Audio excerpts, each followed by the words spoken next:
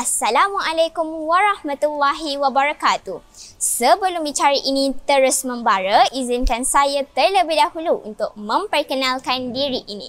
Nama saya Sharifah Zahra binti Said Abdul Kadir. Saya berumur 12 tahun, bersekolah di SK Convent Infant Jesus 2. Kod sekolah saya MBB 2049. Pada pagi ini, saya berasa amat teruja untuk kongsikan sebuah novel yang telah saya baca berjudul Hana Banana. Di dalam novel ini, terdapat banyak pengajaran dan nasihat yang berguna kepada kita semua. Jadi, ayuh dengarkan. Buku novel ini menceritakan tentang seorang gadis yang bernama Hana yang nekat untuk menjadi seorang usahawan yang berjaya. Pada suatu hari, Hana dan keluarganya hilang tempat berteduh. Rumah mereka hangus terbakar. Kebakaran itu mengakibatkan hampir keseluruhan rumahnya musnah dijelat api. Namun begitu, penduduk kampung dan sahabat handai mereka sangat berbaik hati berusaha bantu membina rumah baharu untuk Hana dan keluarganya. Sejak peristiwa hitam itu, Hana berjanji pada dirinya untuk membantu ibu dan ayahnya. Hana berazam dan bertekad bagi membina rumah yang lebih besar dan selesa untuk keluarganya. Pada suatu hari, Hana dan ibunya menghadiri ceramah bertajuk Perniagaan Berdasarkan Islam. Ceramah tersebut telah menarik minat dan perhatian Hana untuk memulakan perniagaan secara kecil-kecilan demi membela nasib keluarganya. Mengambil nasihat dan kata-kata perangsang dari guru kaunselingnya.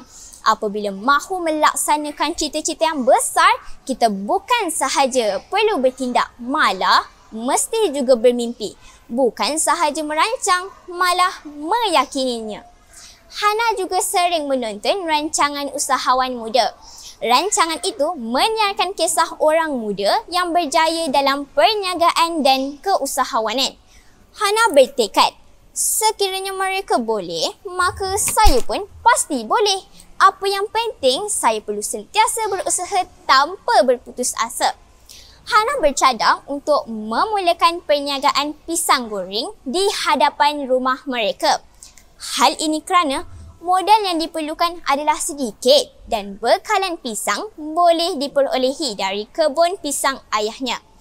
Hana mula membuat jadual belajar dan memasukkan masa berniaga di dalam jadual itu. Hana tidak mahu pelajarannya terjejas. Pisang goreng Hana mendapat sambutan baik dari penduduk sekitar. Hana turut berusaha dengan lebih giat untuk mengembangkan perniagaan pisang gorengnya. Selain menjual pisang goreng biasa, Hana juga menjual pisang goreng yang disalut dengan coklat, keju serta susu pekat. Kreativiti dan inovasi yang dilakukan oleh Hana telah mendapat sambutan luar biasa dari para pembeli. Mereka amat suka membeli goreng pisang Hana kerana ianya sedap, rangup dan harga yang berpatutan. Layanan mesra juga turut diberikan. Hana kemudiannya berjaya membuka cawangan kios pisang goreng di kawasan bandar. Kehidupan mereka sekeluarga menjadi lebih senang dan mewah. Selepas Hana dan rakan-rakannya tamat persekolahan, mereka mendapat tawaran menyambung pengajian ke peringkat universiti. Sepanjang pengajian Hana di universiti, ibu dan ayahnya membantu menguruskan perniagaan Hana. Semua rakan-rakan Hana terpaksa membuat pinjaman bagi membiayai pengajian mereka.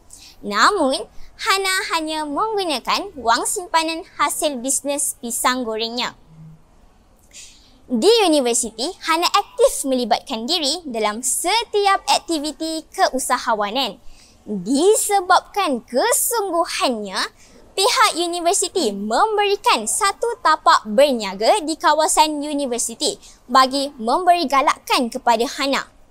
Kini, Hana tersenyum puas, merasa bangga dan bersyukur dengan kejayaan yang dicapainya.